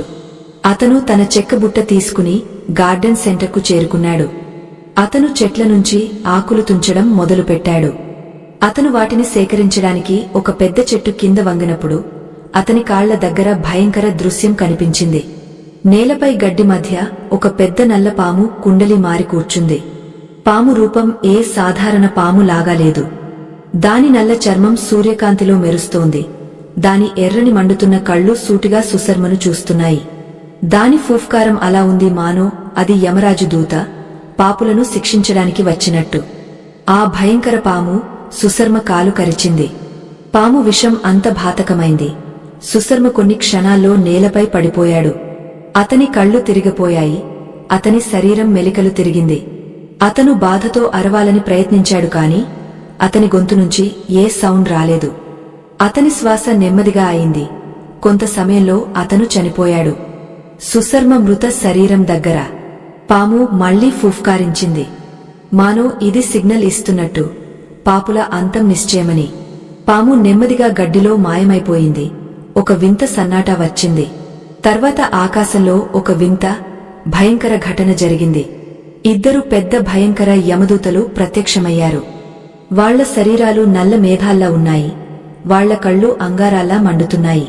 వాళ్ల చేతుల్లో మందమైన ఇనుప చైన్లు ఉన్నాయి. భయంకర సౌండ్ చేస్తున్నాయి. యమదూతలు సుశర్మ ఆత్మను అతని నిర్జీవ శరీరం నుంచి లాగేశారు. వాటిని చైన్లతో బంధించారు. సుశర్మకు ఎహసాస్ వచ్చిన వెంటనే అతన్ను ఎక్కడికి తీసుకెళ్తున్నారో అతను భయం, గాబరాతో అరిచాడు. ఓ యమదూతలారా, నన్ను వదిలేయండి. నాపై దయ చూపండి. నా పాపాలను క్షమించండి. నాకు మరొక అవకాశం ఇవ్వండి. ఇలా అతను విలపించడం మొదలుపెట్టాడు. ఒక యమదూత నవ్వి చెప్పాడు, ఓ అధర్మి బ్రాహ్మణ, ఇప్పుడు నీకు ప్రాయశ్చిత్తం చేసుకునే అవకాశం లేదు. నువ్వు జీవితాంతం పాపాలు చేశావు. ధర్మాన్ని అవమానపరిచావు. ఇప్పుడు నీ కర్మల పరిణామాలను ఎదుర్కోవడానికి సిద్ధంగా ఉండు. ఈ పాము నిన్ను ఆ పాపం కోసం శిక్షించడానికి పంపబడింది. మరొక యమదూతు మరింత కోపంతో చెప్పాడు, నువ్వు బ్రాహ్మణ కులానికి పేరుపై కళంకం తెచ్చావు. నువ్వు ధర్మం పాటించలేదు. భగవాన్ పేరు తలచలేదు. యమరాజు నీ లాంటి పాపుల కోసం ఒక భయంకర నరకం సిద్ధం చేశాడు. ఇప్పుడు నిన్ను అక్కడికి తీసుకెళ్తాం. అక్కడ నువ్వు అనంతకాలం యాతనలు సహిస్తావు. వాళ్ల మాటలు విని సుశర్మ గట్టిగా అరవడం మొదలుపెట్టాడు. నన్ను వదిలేయండి. నాకు బతకడానికి మరొక అవకాశం ఇవ్వండి. నేను ఇప్పుడు నుంచి ధర్మ మార్గం పాటిస్తాను. కాని యమదూతలు అతని ఒక్క మాట కూడా వినలేదు. వాళ్లు సుశర్మ ఆత్మను తమ చైన్లలో గట్టిగా బంధించి యమలోకం వైపు లాగడం మొదలుపెట్టారు. యమదూతలు ఆ పాపి బ్రాహ్మణ సుశర్మతో యమలోకం చేరుకున్నప్పుడు యమలోక దృశ్యం అత్యంత భయావహంగా ఉంది. 4 వైపులా అంధకారం, అరుపులు, యాతన వాతావరణం. యమదూతలు సుశర్మ ఆత్మను చైన్లలో బంధించి యమరాజు దర్బార్లోకి తీసుకువచ్చారు. యమరాజు పెద్ద దర్బార్ గౌరవం, న్యాయానికి చిహ్నం. అతని సింహాసనం చుట్టూ జ్వాలలు ఎగసిపడుతున్నాయి. అతని చేతిలో ధర్మదండముంది. అది అతని న్యాయానికి చిహ్నం. చిత్రగుప్తు యమరాజు దగ్గర కూర్చున్నాడు. అతని ముందు ఒక పెద్ద పుస్తకముంది. ఆ పుస్తకమది. అందులో జన్మ నుంచి మరణం వరకు ప్రతి జీవి కర్మల లెక్క రాసి ఉంది. యమదూతలు సుశర్మను అతని ముందు తీసుకువచ్చిన వెంటనే చిత్రగుప్తు తన పుస్తకం చూసి చెప్పాడు, ఓ ధర్మరాజా, ఈ బ్రాహ్మణుడు కేవలం పేరుకు బ్రాహ్మణుడు. అతను బాల్యం నుంచి తన మరణం వరకు ఏ పుణ్యకర్మ చేయలేదు. అతని జీవితంలో కేవలం పాపం, అధర్మమే ఉన్నాయి. అతను ధర్మం పాటించడంలో అసమర్థుడు మాత్రమే కాదు, ఇతరులను కూడా అందులో అడ్డుపడేవాడు. అతను అతిథులను అవమానపరిచాడు, మద్యం సేవించాడు, ఏ ధర్మార్థ లేదా ధార్మిక కార్యం చేయలేదు. అతను తన బ్రాహ్మణత్వాన్ని ఘోరంగా అవమానపరిచాడు. అతను భగవాన్ను గుర్తు చేసుకోలేదు. తన కర్మలకు ప్రాయశ్చిత్తం చేయలేదు. తన మరణం ముందు కూడా ఏ పశ్చాత్తాపం చూపలేదు. ఈ వ్యక్తి గంభీర పాపాలకు దోషి. నరక ద్వారాలు అతని కోసం తెరుచుకున్నాయి. ఇది విని యమరాజు లోతైన స్వరంలో చెప్పాడు, దూతలారా, ఈ లోతైన పాపి బ్రాహ్మణుడు. అతను తన జీవితాన్ని కళంకితం చేయడమే కాకుండా బ్రాహ్మణ జాతి గౌరవాన్ని కూడా నాశనం చేశాడు. ఇప్పుడు తన కర్మల ఫలం అనుభవిస్తాడు. అతన్ను నరకంలోకి తీసుకెళ్లి అక్కడి భయంకర అగ్నిలో పడేయండి. అతను చాలా సంవత్సరాలు యాతనలు సహిస్తాడు. తర్వాత తన తదుపరి జీవితంలో పశు జగత్తులోకి పంపండి. అక్కడ అతను తన పాపాల దండన అనుభవిస్తాడు. ధర్మరాజు ఆదేశాలు పాటిస్తూ వాళ్లు సుశర్మ ఆత్మను చైన్లలో గట్టిగా లాగా నరకం వైపు లాగడం మొదలుపెట్టారు. సుశర్మ భయం, బాధతో అరవడం మొదలుపెట్టాడు. కాని యమదూతలు అతన్ని ఇగ్నోర్ చేశారు. వాళ్లు అతన్ను నరకద్వారం వరకులాగా తీసుకెళ్లారు. నరక దృశ్యం భయానకమైంది. నాలుగు వైపులా మండుతున్న అగ్ని ఉంది. పాపుల అరుపులు ఆకాశాన్ని కదిలిస్తున్నాయి. గంధం, వాతావరణం అలాంటిది, ఏ ఆత్మనైనా వణికిపోయేలా చేస్తుంది. యమదూతలు సుశర్మను నరక భయంకర అగ్నిలో లాగ తీసుకెళ్లారు. అతను అగ్నిలో పడిన వెంటనే అతని ఆత్మ భయంకర బాధతో అరిచింది. నరక శిక్షలు అత్యంత కఠినమైనవి. అతను మండుతున్న చైన్లతో బంధించారు. మళ్లీ భయంకర అగ్నిలో పడేశారు. అక్కడి అధికారులు అతని పాపాల ప్రకారం యాతనలు ఇచ్చారు. కొన్నిసార్లు అతన్ను పదునైన ముళ్లపై నడిపించారు. కొన్నిసార్లు అతన్ను ఉడికే నూనె కడాయిలో పడేశారు. చాలా సంవత్సరాలు అతని ఆత్మ నరకంలో ఈ యాతనను సహించింది. తన పాపాలకు ప్రతిదండన అనుభవించింది. అతను ప్రతిక్షణం తన తప్పులపై పశ్చాత్తాపం చేశాడు. కాని ఇప్పుడు అతని ప్రాయశ్చిత్తం ఎందుకు పనికిరాదు. అతని ఆత్మ నరక శిక్షలన్నీ అనుభవించే వరకు అతను తన తదుపరి జీవితానికి సిద్ధం చేశారు. యమరాజు చిత్రగుప్తుతో చెప్పాడు, ఈ పాపిని పశు జగత్తులోకి పంపండి. అతను ఒక ఎద్దు రూపంలో పునర్జన్మ తీసుకుంటాడు. అక్కడ అతను తన కర్మల ఫలం అనుభవిస్తాడు. అతను కష్టపడి పని చేస్తాడు కాని అతని జీవితం దుఃఖం, బాధతో నిండిపోతుంది. అతను తన తదుపరి జీవితంలో కూడా తన పాపాలకు ప్రాయశ్చిత్తం చేస్తాడు. ఇలా నరక యాతనలు సహించిన తర్వాత సుశర్మ ఆత్మను ఒక ఎద్దు శరీరంలో పునర్జన్మ తీసుకోవడానికి పంపారు. ఎద్దు జీవితం అత్యంత కష్టాలతో నిండిపోయింది. తన ముందు జీవిత పాపాల పరిణామాలను అనుభవిస్తూ అతను ఒక ఎద్దు రూపంలో పుట్టిరోజు రాత్రి బరువు మోస్తూ పని చేసేవాడు. అతని మాలిక్ అతన్ని ఉదయం నుంచి రాత్రి వరకు కష్టపడి పని చేయించేవాడు. అతని ఆహారం చాలా తక్కువ. కాలంతో ఎద్దు బలం తగ్గడం మొదలైంది. అతను తన ముందు మాలిక్కు ఉపయోగకరంగా లేకపోయేసరికి అతన్ను ఒక కుంటి మనిషికి అమ్మేశాడు. కుంటి మనిషి కూడా తక్కువ క్రూరుడు కాడు. అతను బలహీన ఎద్దును తన బరువు మోసేందుకు వాడడం మొదలుపెట్టాడు. అతను అతని వీపుపై స్వారీ చేసేవాడు. ఎద్దును గరుకు రోడ్లపై నడిపించడానికి బలవంతం చేసేవాడు. ఎద్దు తన ముందు మాలిక్ అత్యాచారాలను సహించినది. ఇప్పుడు ఈ కొత్త మాలిక్ కింద మరిన్ని కష్టాలు సహిస్తున్నాడు. 8 సంవత్సరాలు ఎద్దు తనకుంటి మాలిక్ బరువు ఫిర్యాదు లేకుండా మోశాడు. అతను ఎంత అలసిపోయినా మళ్లీ ఒకరోజు కుంటి మనిషి ఎద్దు వీపుపై కూర్చుని ఒక ఎత్తైన కొండపై ఎక్కడానికి ప్రయత్నం చేశాడు. కొండ ఎత్తుగా కైన రోడ్లతో నిండిపోయింది. ఎద్దు బలహీన కాళ్లు, సున్నిత శరీరం ఈ పనికి సరిపోవు. కాని అతను తన మాలిక్ పాటించాలి. అతను ఎక్కినప్పుడు అతని శ్వాసలు వేగవంతమయ్యాయి. అతని కళ్ల ముందు అంధకారం చీకటి పరుచుకుంది. అతని కాళ్లు తడబడడం మొదలైంది. చాలాసేపు ఎక్కిన తర్వాత ఎద్దు బలం అయిపోయినప్పుడు అతను అకస్మాత్తుగా స్పృహ తప్పి నేలపై పడిపోయాడు. అతని శ్వాసలు నెమ్మదిగా అయ్యాయి. అతను తన చివరి క్షణాలు లెక్కిస్తున్నాడు. ఈ దృశ్యం చూసి అక్కడ నిలబడిన కొంతమంది దగ్గరికి వచ్చారు. వాళ్లు ఎద్దు దురవస్థ చూసి ద్రవించిపోయారు. వాళ్లలో కొందరు అతని నోట్లో నీరు పోయడానికి ప్రయత్నం చేశారు, అతనికి కొంచెం రిలీఫ్ వచ్చేలా. వాళ్లలో ఒక ధార్మిక వ్యక్తి నిలబడి ఉన్నాడు. ఎద్దు కష్టం చూసి అతను ఆలోచించాడు. అతని జీవితం చాలా కష్టమైంది. అతను కష్టాలు సహిస్తున్నాడు. అతనికి మోక్షం పొందడానికి ఏ అవకాశం రాలేదు. అతను తన సంచిత పుణ్యాన్ని ఎద్దు కళ్యాణం కోసం సమర్పించాడు. అతని ఈ పని చూసి ఇతరులు కూడా ప్రేరణ పొందారు. వాళ్లు తమ తమ గుణాలను గుర్తు చేసుకుని వాటిలో కొన్నింటిని ఎద్దు కళ్యాణం కోసం సమర్పించడం మొదలుపెట్టారు. గుంపులో ఒక స్త్రీ, ఆమె పేరు చంద్రలేఖ. ఆమె హృదయంలో కరుణ, దయ ఉన్నాయి. అక్కడ అందరూ ఈ నిర్దోషి జీవిని తమ గుణాలు ఇస్తున్న చూసి ఆమె కూడా తన జీవిత గుణాలను ఎద్దుకు సమర్పించాలని నిర్ణయించింది. చంద్రలేఖ చేతులు జోడించి చెప్పింది, ప్రభూ, నేను నా జీవితంలో అనేక పాపాలు చేసి ఉంటాను. కాని నా దగ్గర ఉన్న కొంచెం పుణ్యం, నేను దాన్ని ఎద్దుకు అర్పిస్తున్నాను. దయచేసి దాన్ని ఈ బాధపూరిత జీవితం నుంచి విముక్తి చేయి. అప్పుడు అందరూ వెళ్లిపోయారు. ఎద్దు తన చివరి శ్వాస తీసినప్పుడు ఒక అద్భుత దృశ్యం బయటపడింది. అకస్మాత్తుగా యమలోక దూతలు ప్రత్యక్షమయ్యారు. వాళ్ల పెద్ద నల్ల శరీరాలు ఉన్నాయి. ఎర్రని మండుతున్న కళ్ళు ఉన్నాయి. వాళ్ల చేతుల్లో మెరుస్తున్న చైన్లు ఉన్నాయి. వాళ్లు బ్రాహ్మణ ఆత్మను ఎద్దు నిర్జీవ శరీరం నుంచి లాగేశారు. ఆత్మ ఇప్పుడు తన ముందు స్థితికి తిరిగి వచ్చింది. కర్మల బంధనంలో బంధించబడిన ఆత్మ యమదూతల ముందు భయంతో వణికిపోయింది. యమదూతలు ఆత్మను చైన్లలో బంధించి యమలోకం వైపు లాగడం మొదలుపెట్టారు. యమదూతలు ఆత్మను యమరాజు ముందు పెట్టారు. చిత్రగుప్తు తన పుస్తకం నుంచి బ్రాహ్మణ అన్ని జన్మల లిస్ట్ చూడడం మొదలుపెట్టాడు. అతను అతని పాపపూరిత జీవిత కథ చదవడం మొదలుపెట్టాడు. చిత్రగుప్తు గంభీర స్వరంలో చెప్పాడు, ఓ ధర్మరాజా, ఈ బ్రాహ్మణుడు తన ముందు జన్మల్లో కేవలం పాపాలే చేశాడు.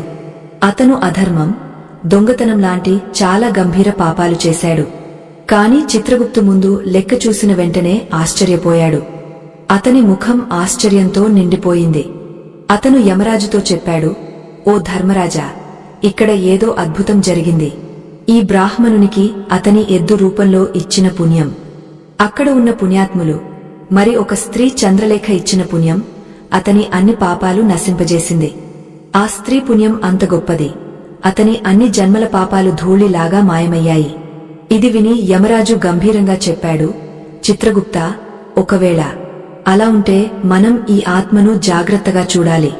అతను అప్పుడు బ్రాహ్మణుని వైపు చూసి కైన స్వరంలో చెప్పాడు, ఓ బ్రాహ్మణ, నీ ముందు అన్ని జన్మల్లో నువ్వు పాపం, అన్యాయం జీవితం గడిపావు. నీ కర్మలు నిన్ను నరక అగ్నిలో పడేసేంత సరిపోతాయి. కాని ఆ స్త్రీ చంద్రలేఖ తన దయ, కరుణతో నీకు తన సంపాదించిన పుణ్యం దానం చేసింది. ఆమె ఈ గొప్ప పనితో నీ అన్ని పాపాలు నశింపజేసింది. ఆమె నీపై పెద్ద ఉపకారం చేసింది. యమరాజు ముందు చెప్పాడు, ఆ పుణ్యం వల్ల నిన్ను ఇప్పుడు నరకంలోకి పంపను. నీ అన్ని పాపాలు క్షమించబడ్డాయి. నీకు మానవ రూపంలో కొత్త జీవితం ఇస్తాను.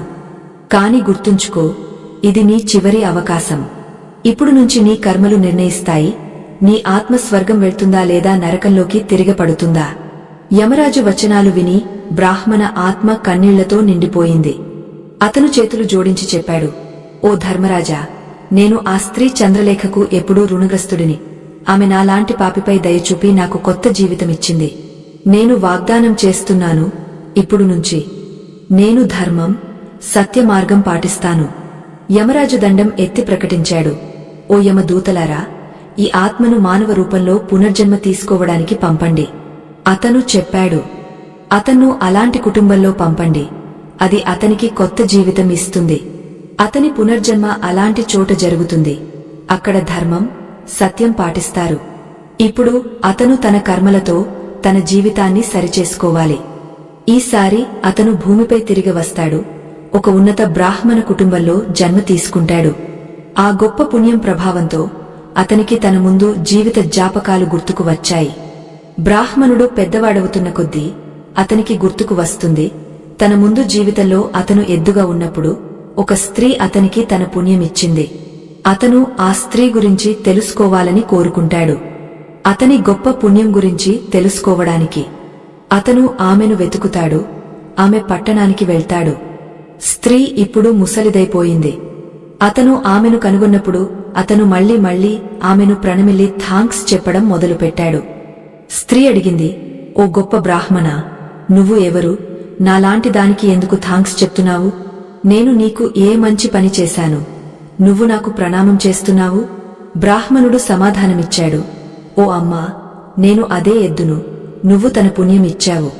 నా పాపపూరిత కర్మల వల్ల నాకు ముందు జీవితంలో ఎద్దుగా మారాల్సి వచ్చింది. నేను ఆ కొండపై చనిపోతుండగా నువ్వు నాకు తన పుణ్యం ఇచ్చావు. నీ పుణ్యం ప్రభావం వల్లే ఈరోజు నాకు మానవ జీవితం వచ్చింది. నువ్వు నాకు ఇచ్చిన పుణ్యం వల్లే నాకు ముందు జీవితం అన్నీ గుర్తుంది. కాని ఓ అమ్మా, నేను ఈరోజు ఇక్కడికి వచ్చాను ఆ సమయంలో నువ్వు నాకు ఏ పుణ్యం ఇచ్చావో తెలుసుకోవడానికి. అది నా ముందు అన్ని జన్మల పాపాలను శుద్ధి చేసింది. నేను ఆ పుణ్యం గురించి తెలుసుకోవాలనుకుంటున్నాను. అప్పుడు ఆ స్త్రీ చెప్పింది, ఓ బ్రాహ్మణుల్లో శ్రేష్ఠ, నేను నా జీవితంలో ఏ పుణ్యకర్మ చేయలేదు. అయినా నా ఇంట్లో ఒక చిలుక ఉంది. అది పంజరంలో ఉండి మాట్లాడుతూ ఉంటుంది. దాన్ని వినడం వల్ల నా ఆత్మ శుద్ధి అవుతుంది. నేను నీకు ఆ చిలుక చెప్పిన మంత్రం పుణ్యం దానం చేశాను. అప్పుడు ఆ స్త్రీ, బ్రాహ్మణుడు చిలుక దగ్గరకు వెళ్లి అడిగారు, నువ్వు ఏ మంత్రం జపిస్తూ ఉంటావు? అది మా జీవితాలను రక్షించింది. నీకు ఈ మంత్రం ఎవరు నేర్పారు? దాని అర్థమేమిటి? చిలుక తన ముందు జీవిత కథ చెప్పడం మొదలుపెట్టింది. చిలుక చెప్పింది, ఓ బ్రాహ్మణుల్లో శ్రేష్ఠ, నా ముందు జీవితంలో నేను ఒక బ్రాహ్మణుడిని. నా జ్ఞానం అహంకారంతో అంధుడినయ్యాను. నేను ఎప్పుడూ నా గురువులను గౌరవించలేదు. నేను ఎల్లప్పుడూ వాళ్లను అవమానపరిచాను. నేను నా జ్ఞానంపై అంత గర్వపడేవాడిని. నా కోపం పెరిగింది. నేను అందరినీ ద్వేషించడం మొదలుపెట్టాను. ఇతర మనుషులను తుచ్చంగా భావించడం మొదలుపెట్టాను. పబ్లిక్ సభల్లో విద్వాంసులను అవమానపరచడం మొదలుపెట్టాను. చివరికి నేను చనిపోయాను. యమలోకానికి తీసుకెళ్లబడ్డాను. పూజనీయులు గురువులను అవమానపరచడం వల్ల నన్ను చిలుకల కులంలో పడేశారు. ఒక చిలుక రూపంలో జన్మ ఇచ్చారు. నా పాపపూరిత కర్మల వల్ల నేను చిన్న వయసులోనే తల్లిదండ్రుల నుంచి విడిపోయాను. అప్పుడు ఒక చెట్టు కొమ్మపై కూర్చుని ఏడుస్తుండగా కొందరు ఋషులు పాస్ అవుతున్నారు. వాళ్లు నా దయనీయ అరుపులు విని నన్ను తమ ఆశ్రమానికి తీసుకెళ్లారు. అక్కడ వాళ్లు నన్ను ఒక అందమైన పంజరంలో పెట్టి మంచి జాగ్రత్త చేశారు. వాళ్లు నన్ను ప్రతిరోజు తినిపించి నేర్పారు. ఆ చోట వాళ్ల ఋషులు, వాళ్ల భార్యలు, పిల్లలు ప్రతిరోజు తులసి మొక్కకు నీళ్లు పోసేవారు. దాని ముందు ఒక మంత్రం జపం చేసేవారు. వాళ్ల నోటి నుంచి మళ్లీ మళ్లీ ఆ మంత్రం విని నేను దాన్ని గుర్తుపెట్టుకున్నాను. అప్పటినుంచి నేను ఆ మంత్రం తెలుసు. రోజు రాత్రి దాని జపం చేస్తుంటాను. ఆ మంత్రం ప్రభావం వల్ల నేను ఎప్పుడూ చనిపోలేదు. నా వయసు 100 సంవత్సరాలు అయింది. నేను అన్ని సంవత్సరాలు బతికాను. ఈ మధ్య ఒక రాత్రి ఒక దొంగ ఆ చోటుకు వచ్చి నన్ను అక్కడి నుంచి దొంగలించాడు. తర్వాత ఈ స్త్రీ నన్ను ఆ దొంగ నుంచి కొనుగోలు చేసింది. ఈ స్త్రీ ఇంటికి వచ్చిన తర్వాత కూడా నేను ఆ మంత్రం జపం చేస్తుంటాను. దాని విని స్త్రీ మనసు కూడా శుద్ధమైంది. ఆమె స్త్రీ వృత్తి పని మానేసి భగవాన్ విష్ణువు పూజ మొదలుపెట్టింది. ఆ మంత్రం ప్రభావం వల్ల నా ముందు జన్మల అన్ని పాపాలు నశించాయి. ఆ మంత్రం ప్రభావం వల్ల ఈ స్త్రీ అంతం కూడా శుద్ధమైంది. ఓ బ్రాహ్మణ, భగవాన్ ఆ మంత్రం పుణ్యం వల్ల నువ్వు కూడా పాపాల నుంచి విముక్తి పొందావు. ఇలా చిలుక ఆ బ్రాహ్మణుడు ఆ స్త్రీకి మొత్తం కథ చెప్పింది. దాని విని బ్రాహ్మణుడు, స్త్రీ ఇద్దరూ చాలా సంతోషపడ్డారు. తర్వాత వాళ్ళిద్దరూ ప్రతిరోజు తులసికి నీళ్లు పోసి ఆ మంత్రం జపం మొదలుపెట్టారు. అప్పుడు ఆ మంత్రం ప్రభావం వల్ల చిలుక, స్త్రీ, బ్రాహ్మణుడు ముగ్గురు దివ్య విమానాల్లో కూర్చుని విష్ణులోకానికి వెళ్లిపోయారు. శ్రీకృష్ణుడు చెప్పారు, ఓ దేవి సత్యభామ, నువ్వు చూసావా కేవలం ఈ తులసి మంత్రం ప్రభావం వల్ల ఆ చిలుక, ఆ స్త్రీ, ఆ బ్రాహ్మణుని అన్ని పాపాలు నశించాయి. అందుకే ప్రతి మనిషి ప్రతిరోజు తులసికి నీళ్లు పోసేటప్పుడు ఈ ఒక మంత్రం జపం చేయాలి. ఓ దేవి, ఆ మంత్రం ఇలా ఉంది. నువ్వు దాన్ని శ్రద్ధగా విను. ఓం వృందావన స్వాహ, ఓం వృందావన స్వాహ. శ్రీకృష్ణుడు చెప్పారు, ఎవరైనా స్త్రీ ప్రతిరోజు తులసి ముందు ఈ మంత్రం జపిస్తే ఆమె సౌభాగ్యవతి అవుతుంది. ఎవరైనా పురుషుడు తులసి ముందు ఈ మంత్రం జపిస్తే అతనికి శాశ్వత ధనం వస్తుంది. ఏ ఇంటి ముందు ప్రతిరోజు తులసి పూజ జరుగుతుందో స్వయంగా లక్ష్మీ నివాసం చేస్తుంది. తులసి ఈ మంత్రం రాజకల్పతరు. ఇది అన్ని ఫలాలు ఇస్తుంది. అందుకే ఎవరైనా తులసి ముందు ఈ మంత్రం జపిస్తే అతనికి సంపూర్ణ సిద్ధులు పొందుతాడు. ప్రతిరోజు తులసికి నీళ్లు పోయాలి. ఈ మంత్రం జపం చేయాలి. తులసి మొక్కకు ప్రతిరోజు పరిక్రమ చేయాలి. దానివల్ల అన్ని దోషాలు నశిస్తాయి. ప్రతి సాయంకాలం తులసి దగ్గర దీపం పెట్టాలి. తులసి దగ్గర కూర్చుని భగవాన్ విష్ణువు పూజ చేయాలి. తులసి దగ్గర దీపం పెట్టడం వల్ల వ్యక్తికి ధనం, అన్నం వస్తాయి. వేలాది ఆవులు దానం చేయడం వల్ల మనిషికి వచ్చే ఫలం తులసి ఆకులు దానం చేయడం వల్ల వస్తుంది. ఎవరైనా మరణ సమయంలో తన నోట్లో తులసి ఆకుల నీరు పొందితే అతను అన్ని పాపాల నుంచి విముక్తి పొంది శ్రీకృష్ణుని ధామానికి చేరుతాడు. శ్రీకృష్ణుడు చెప్పారు, పూర్ణిమ, అమావాస్య, ద్వాదశి, సూర్య సంక్రాంతి రోజుల్లో అర్ధరాత్రి, అశుద్ధ సమయంలో ఎవరైనా నూనె పూసుకుని స్నానం చేయకుండా లేదా చేతులు కాళ్లు కడగకుండా రాత్రి బట్టలు వేసుకుని తులసి ఆకులు తుంచితే అది పెద్ద పాపం. శ్రాద్ధం, వ్రతం, దానం, ప్రతిష్క, దేవతల పూజ కోసం తుంచిన తులసి ఆకులు బాంసి అయినా 3 రాత్రుల వరకు శుద్ధంగా ఉంటాయి. ప్రతి తులసి ఆకు తుంచడం కన్నా ఆకులతో ముందు భాగం తుంచాలి. తులసి మొగ్గలను ఇతర అన్ని పూల కన్నా ఎక్కువ విలువైనవిగా భావిస్తారు. మొగ్గలు తుంచేటప్పుడు వాటిపై ఆకులు ఉండాలి. తులసి ముందు భాగం మొక్కను కదిలించకుండా శ్రద్ధతో తుంచాలి. దానివల్ల పూజ ఫలం లక్షల రెట్లు పెరుగుతుంది. తులసి ఆకులను ఎప్పుడూ గోర్లతో తుంచకూడదు. అది పాపం. తులసి మొక్కను రాత్రి తాకకూడదు. దాని ఆకులు తుంచకూడదు. అలా చేయడం అశుభం. తులసి మొక్క రాత్రి నిద్రపోయిన స్థితిలో ఉంటుంది. అందుకే ఆకులు తుంచడం పాపం. తులసి మొక్క దగ్గర శాలిగ్రామం పెట్టి దానిపై తిలకం పెట్టండి. పూజ సమయంలో తులసి శాలిగ్రామంపై పాలలో ముంచి పసుపు తిలకం పెట్టండి. శాలిగ్రామంపై తులసి ఆకులు పెట్టి చందనం పూయడం లాభదాయకం. మిత్రులారా, ఇలా భగవాన్ శ్రీకృష్ణుడు దేవి సత్యభామకు తులసికి నీళ్లు సమర్పించడం, కార్తీక మాసంలో తులసి పూర్తి పూజ మహిమ చెప్పాడు. ప్రియమైన భక్తులారా, కార్తీక మాసం హిందూ ధర్మంలో అత్యంత పవిత్రమైనదిగా భావిస్తారు. ఈ సమయంలో తులసమ్మ పూజకు ప్రత్యేక మహత్యముంది. ఇది కేవలం మొక్క కాదు, సాక్షాత్తు దేవి లక్ష్మి, భగవాన్ విష్ణువు స్వరూపం. ఏ విత్తనం చిన్నదైనా పెద్ద చెట్టుకు ఆధారం అవుతుందో, అలాగే కార్తీక మాసంలో తులసమ్మకు సమర్పించిన చిన్న కర్మ కూడా మీ జీవితంలో అనంత సుఖం, సమృద్ధి మార్గం తెరుస్తుంది. మిత్రులారా, అలాంటి దీపం, అది కేవలం అంధకారాన్ని మాత్రమే కాదు, మీ అజ్ఞానం, నెగటివ్ ఆలోచనలను కూడా తొలగిస్తుంది. తులసి దగ్గర పెట్టిన దీపం జాన జ్వాల లాంటిది. మీలో పాజిటివ్ ఎనర్జీ సంచారం చేస్తుంది.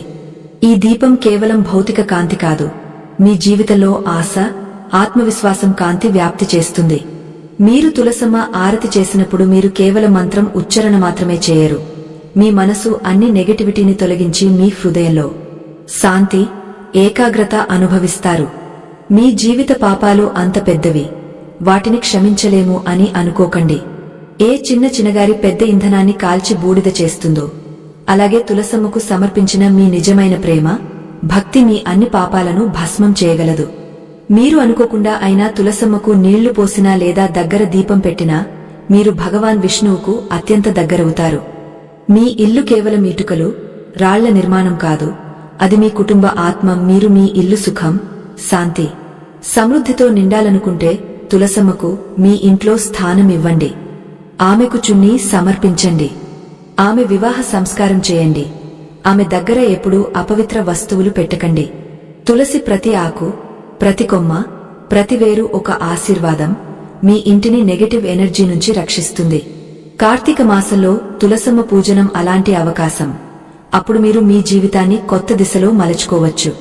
ఇది మీకు కేవలం ధనధాన్యమే కాదు, ఆత్మిక శాంతి, మానసిక స్థిరత, జీవితంలో ఉన్నత ఉద్దేశ్యం ఇస్తుంది. ఇది మీకు ఈ విషయం ఎహసాస్ చేస్తుంది. జీవితంలో నిజమైన సంతోషం భౌతిక సుఖాల్లో కాదు, సేవ, భక్తి, పరోపకారంలో ఉంది. కాబట్టి ఈ కార్తీక మాసంలో మీ హృదయాన్ని శుద్ధి చేసుకోండి. మీ మనసును ఏకాగ్రం చేసుకోండి. తులసమ్మకు మీ సర్వస్వం సమర్పించండి. విశ్వాసముంచండి, మీ ఈ కర్మ వ్యర్థం కాదు. ఇది మీకు మోక్ష మార్గంపై తీసుకెళ్తుంది మాత్రమే కాదు, మీ జీవితాన్ని ఒక దివ్య, ఆనందమయ అనుభవంగా మారుస్తుంది.